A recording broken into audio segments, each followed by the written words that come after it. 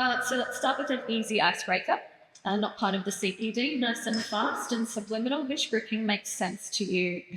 Are architects cultural practitioners or building practitioners? We'll come back to this. This one is part of the CPD, so take a photo if you want to do that. Danella Meadows talks about places that we can integrate within a system, the areas with the greatest capacity to have the greatest impact most quickly and critically with the least amount of resources. And they're all here in items 1 and 2. So in the mental model is our space. As you move up through the zones, greater resources are required and they create smaller changes that take longer to take effect. So for those of you who are architects in the room, if you think about a conventional architectural project, most of that activity about those years of thinking and persuading and coordinating fall within the zones generally described as the physical events and behaviour patterns. And these are governed, kind of dictated even, I would say, by the more influential parts of the system. So there is very little room to move in this space, which is why even after 5 years of formal education and 3+ years of cadetship, we kind of sometimes feel maybe like we're tinkering around the edges. Excuse me. Where even small changes, where even enormous amounts of effort can yield small results. So frustrated by our limited role and influence sometimes, we lobby, we advocate, we educate, we call to increase, say, inclusionary zoning, which is low leverage according to Danella's system. We call to increase sustainability standards, and you can see that standards are the lowest impact within a complex system. We try to educate the public about what we do, that's behaviour, and the structure of information flows, low leverage. So my co-founder Philip and I bonded over shared frustrations that we had about our place within that system in traditional architecture practice. And we thought, let's move up the food chain. Sounds easy, right? We felt that the dominant paradigm or belief about the built environment in Australia is that it is neutral, so ripe to be exploited for economic gain, which is kind of the story about nation is settled, right? But place is never neutral, so I'm sorry, I'm going to say that over and over. It is never neutral. It's very easy to let our egos convince us that we are kind of profoundly rational, discrete creatures that are unaffected by our environment. But that would fly in the face of our biology and what neuroscience is consistently demonstrating, and what many of my and maybe our shared cultural elders have recognised and told us. So you've probably heard this before. Nice and concise, reputable guide. This one's a bit longer, but I'm a long form kind of person. So, and what Emerson is saying, I won't read it all, but that our material apparatus corresponds to our state of thought. So my emphasis at the bottom there, the least enlargement of ideas, so the smallest change in those mental models could cause the most striking change of our physical things.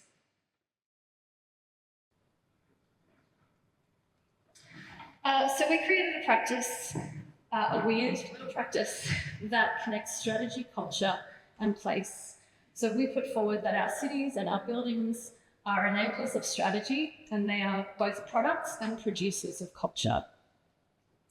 We're trying to create a paradigm within which maybe we don't sit quite with Kourtney Kardashian or, Bluey, my preferred celebrity, but maybe we don't sit entirely within the building practitioner paradigm. So we create project-specific outputs, like most of you do, that connect strategy, culture, and place. And only some of that time is in a building for our practice. The rest of the time, it's really tools for thinking or driving better placemaking, whether that's a design framework, strategic property and portfolio planning, and so on. So just to return to Danella, if you have a new paradigm, so if you change item 2, I don't know if I'll ever have the power to transcend paradigms, but if you could have a new paradigm, then that new paradigm creates new goals, and these goals generate new rules and new constraints. So what does this look like, maybe? To give you an example, the YWCA, which some of you have perhaps heard of, a national feminist organisation that exists to make gender equality a reality, decided to double down on housing as a key way that they could achieve their goal. And if your mindset is that place is a product and a producer of strategy and culture, then you ask questions like, why do women disproportionately need housing, need public, social and affordable housing? How are they unique? How are their needs unique? What are their intersectionalities that are leading to this massive increase in need? And the important bit that we get to play in is how should our buildings ideally respond? So if we're a feminist organisation and we exist to create gender equity, should our buildings be the same as everyone else's? Or should we be procuring them, designing them, managing them differently? And I guess just let me be clear that we understand money. So we understand budgets, inflation, value management, CapEx, OpEx, yada, yada, yada. We get it and we can manage it fairly expertly, but let's not let the tail wag the dog. This is a made-up diagram. It looks quasi-scientific, but it's certainly not. Our consulting and advisory work all occurs right at the beginning. And that is where we think we can have massive impact on outcomes quickly with minimal cost. Our more recognisable kind of architectural and city-making work happens towards the right of the diagram. And our hope is that we're already on the right trajectory for places that support culture and strategy. But occasionally we get appointed partway through that process and we do what we can to exert the greatest benefit. I've lost my time now, so you're going to have to. For Powerhouse Place, we had to accept this version of events. A master plan fully endorsed, in place by others, funding from all tiers of government, committed for very specific purposes, and a compressed stimulus program. But COVID, remarkably, came to our rescue. You've heard of COVID puppies. Well, this is a COVID project, and I'm kind of talking about it because I was asked to, but also because we feel like we can almost glimpse two alternative versions of this place and the paradigms that they emerge from. So at its core, this is, a kind of a story, a beginning that is about resisting, on the left, a singular institutional kind of tourist icon, and instead trying to create the most varied settings for the broadest range of activities and people and for the least resources. This project takes place on the mighty Murray River, on the country of the first people of the Willowa Māori, so Lachi Lachi and Mingtai country. It's about 7 hours by car from Melbourne, 4.5 from Adelaide. And this distance is physical, certainly. We responded by looking very closely at local construction materials, but it's also very much psychological. Mildura and Mildurans stand alone. They feel like they're too far for anyone to care about. And they were clear that Melbourne architecture, whatever that may be, would be rejected. Our brief was to activate the riverfront, which is crawling with cyclists and walkers in the cool morning, but really lacks much amenity to keep people as the day heats up. Mildura is a kind of desert climate if you haven't had the privilege to be there. The CBD, you can see at that bottom of the image, is only a short walk away, but it's located on an escarpment. So it's kind of a full 2-level changes to negotiate as you move from the CBD down to the water. And the powerhouse itself was part of a broader settler industrial complex that irreparably altered the river wetlands and brought electrification to Mildura and has made possible what is there now. The traditional owners are clear that this place is culturally sterile because of that degree of disruption, which is a pretty extraordinary term even to use. And the mainstream community had a real tension between both a deep pride in the kind of technological innovation and what this building made possible, and a real eagerness to recenter Indigenous culture. So on the right is a view inside the powerhouse. In the left view, you can kind of just see, don't point on, but you can see our site, the boiler house building, which is long lost, and the powerhouse. This is a CPD slide. We inherited a master plan which set out the development for the whole of the riverfront, so a much, much broader parcel of land, with our precinct as the key social and commercial space, and also the catalyst. But straight away it was clear, this is COVID coming to our rescue, that the community no longer supported the overdevelopment of the riverfront. That's shown on the left-hand side of the slide. So that's the endorsed master plan, fully endorsed by council 6 months prior to our appointment or something. And despite the funding having been primarily allocated specifically to drag Melburnians to Mildura to part with cash, or probably Adelaide folk, because you're closer than us too, no one in the community really wanted to see that anymore. They wanted to see benefit delivered specifically to locals, so local arts groups, social enterprises and businesses. So we had to build less, but still meet our activation KPIs for regional development. We also, the fact that we had to build less to grapple with this idea of overdevelopment had a budgetary benefit, of course, with escalating construction costs. We also had to have smaller, more flexible spaces that could be offered at a much lower cost to locals. As a side note, once we started unpicking and interrogating the assumptions from council, many of whom thought that this was going to be a great money spinner. And then we started talking to local businesses about their capacity to run a big cafe or restaurant or gallery and their capacity to pay rent on such a large space. There was a complete misalignment between what was going to be possible. So we had to have much lower cost, much smaller, flexible spaces, but also not hand council a financial burden to operate. I can talk endlessly about that process of unpicking the strategic and the cultural implications of the endorsed paradigm, the kind of the mindset that informs that master plan. But let's look at what happened instead. So this is the site where we inherited it, the powerhouse, our hero, kind of right in the middle there, abandoned a car park and a pretty daggy regional art gallery. I put these in because I thought I probably can't talk to a room full of architects about Chinese plans. So here's the site context. You can possibly make out the very small footprint of our building, so almost half of the GFO that was originally called for, and the way that they kind of jostle to create zones and edges and parts of movement. This is the powerhouse herself, and there's a really lovely thread running through of kind of discovery in that early works enabling phase of demolition. So we discovered some basement spaces on the far left, which we were able to repurpose. We fully documented 2 versions of the building, waiting for grant money to come through, and it did, thankfully. The ground floor in the middle had a small mezzanine that we inserted to support that variety of programming. Outside the powerhouse, the dotted line is the big boiler house, the ghost of that building, long lost, that we reinstated.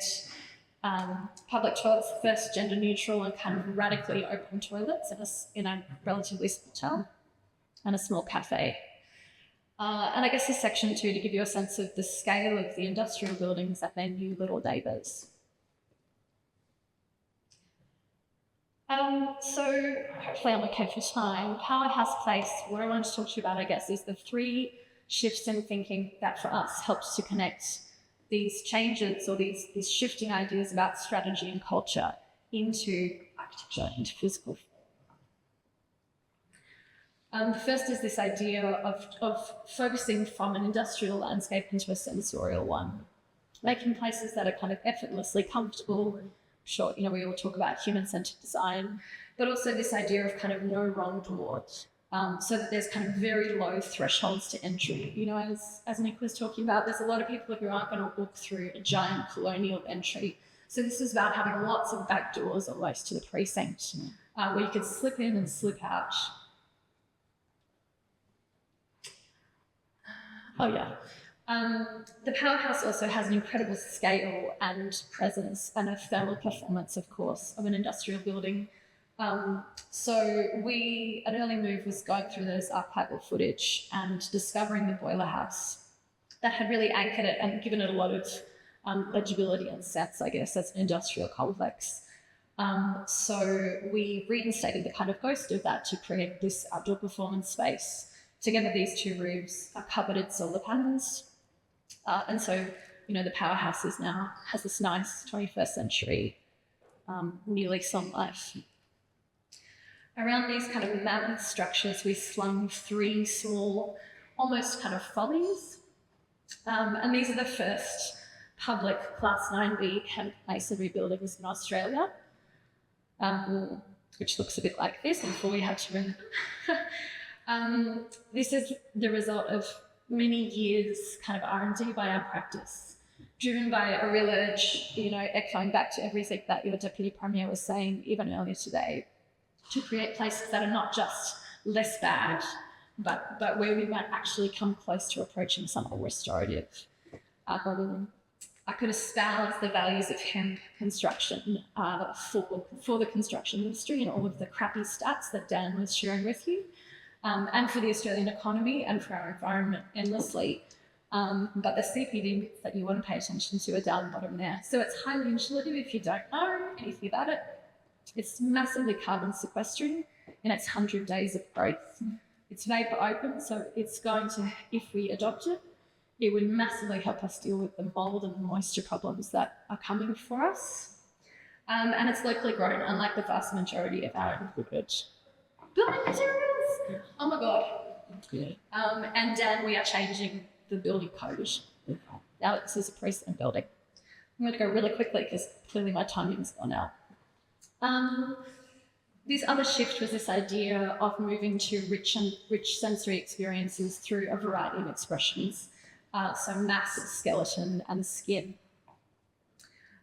Externally and internally, it's about prioritising textures and materials that talk to the past but reward the senses. And so I guess, again, this is a physical representation of a kind of additive culture. So something that is dynamic and self-reflexive and builds on rather than replacing. So we like to think that it says yes to the community members who did their boilermaking apprenticeship in this place 50 years ago, but it's also creating a place that is the preferred location for healing workshops from intergenerational trauma. So, place as a mirror of pluralistic community and culture. I'm going to go really fast, formal and informal. You get the drift. I'm going to skip right to the end. I guess, again, this idea of interrogating operational models and providing the flexibility of programming and income streams for organisations. The third kind of organising idea is about being legible from above grade, where the city is, at grade where the people are, and below grade too, which is where the river is. This is about place encouraging and cueing behaviour and supporting culture and strategy. So offering glimpses of the tops of something to entice people to a river that they know is there but that they can't see. The boiler house is kind of vast and scaly. That's the rusted roof sheeting repurposed from the boiler house roof, which leaked. The toilets you can see were a little kind of skull cap, giving a sense of open sky and acting as an entry point to the site.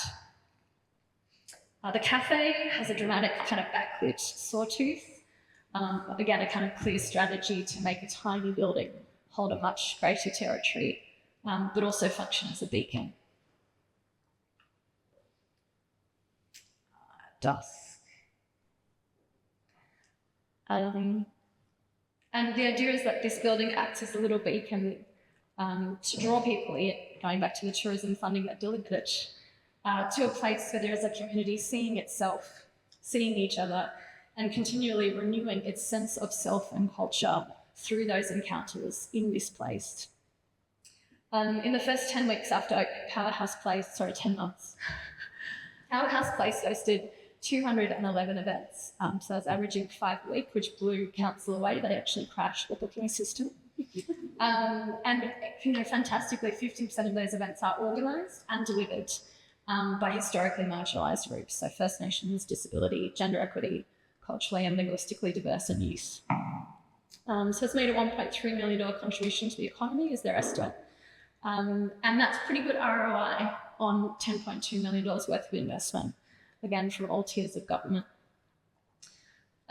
So I guess our hope is that by gently holding just some of the histories of this place, but also carefully making space both inside and alongside those histories for new futures, we hope to support the most important role of culture in our view, which is to allow us all to change our mental models, to ask and to agree together on what we mean by words like progress, prosperity, and nature, and to do it as judiciously and joyfully as possible.